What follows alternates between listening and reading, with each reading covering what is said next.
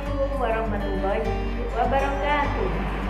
Alhamdulillah, jumpa lagi dengan pelajaran IPA kelas 7 TS Negeri 5 Pasuruan.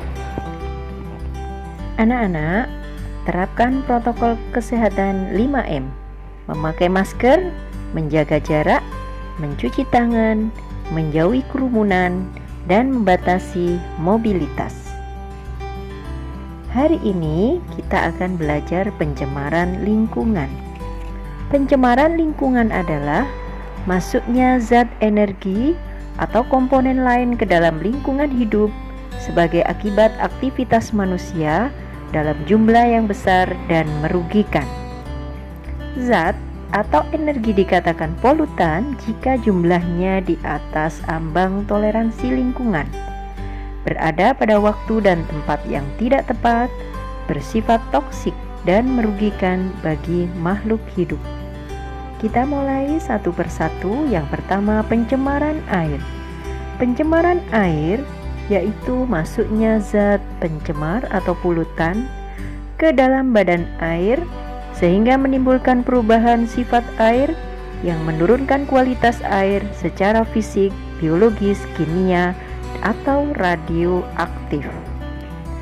Penyebab pencemaran air antara lain limbah rumah tangga, limbah industri, limbah pertanian, pertambangan minyak lepas pantai, kebocoran minyak tanker. Air dikatakan tercemar jika memiliki ciri-ciri: 1. Warna tidak jernih dan bening, 2. Berbau dan berasa, 3. Ada endapan pada air, 4. Suhu air tidak normal, 5. pH cenderung tidak netral. Dampak pencemaran air: yang pertama, dapat meracuni sumber air minum, 2. Meracuni makanan hewan, 3. Ketidakseimbangan ekosistem sungai dan danau, 4.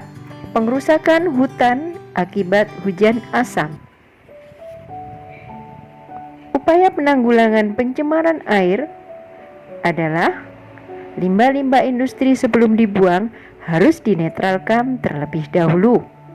Melarang pembuangan sampah ke selokan, sungai, danau, dan laut. Mengurangi penggunaan pestisida dalam membasmi hama tanaman. Di setiap perusahaan minyak diwajibkan memiliki peralatan yang dapat membendung tumpahan minyak dan menyedotnya kembali. Yang terakhir dengan daur ulang. Yang kedua, pencemaran tanah. Komponen-komponen bahan pencemaran tanah yaitu limbah domestik berasal dari pemukiman penduduk, perdagangan, pasar, tempat usaha hotel, dan lain-lain. Yang kedua, limbah industri berasal dari sisa-sisa produksi industri berupa limbah padat dan limbah cair. Yang ketiga, limbah pertanian berupa sisa-sisa pupuk sintetik untuk menyuburkan tanah atau tanaman. Upaya penanggulangannya adalah 1. Mengurangi penggunaan pupuk pestisida secara berlebihan.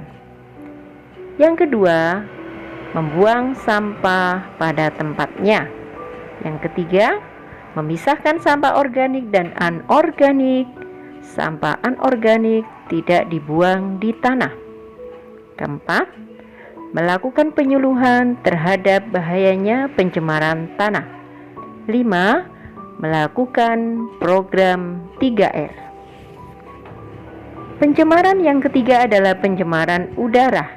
Adalah adanya bahan-bahan atau zat asing di dalam udara yang menyebabkan perubahan susunan atau komposisi udara dari keadaan normal. Sumber-sumber pencemaran udara antara lain transportasi, industri, pembuangan sampah, pembakaran stasioner. Penanggulangan pencemaran udara di tingkat rumah tangga yaitu 1. tidak membakar sampah di pekarangan. 2. Segera mematikan kompor atau kayu bakar jika proses memasak selesai. 3. Menanam tanaman hias di pekarangan atau di pot.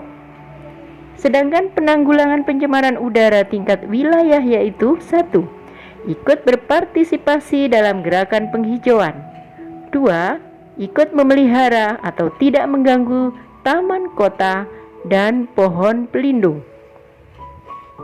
3. Tidak melakukan penebangan hutan, pohon, dan tumbuhan liar secara sembarangan. Demikian tadi pembelajaran kita hari ini. Semoga bermanfaat dan rajin belajar. Sekian, Assalamualaikum warahmatullahi wabarakatuh.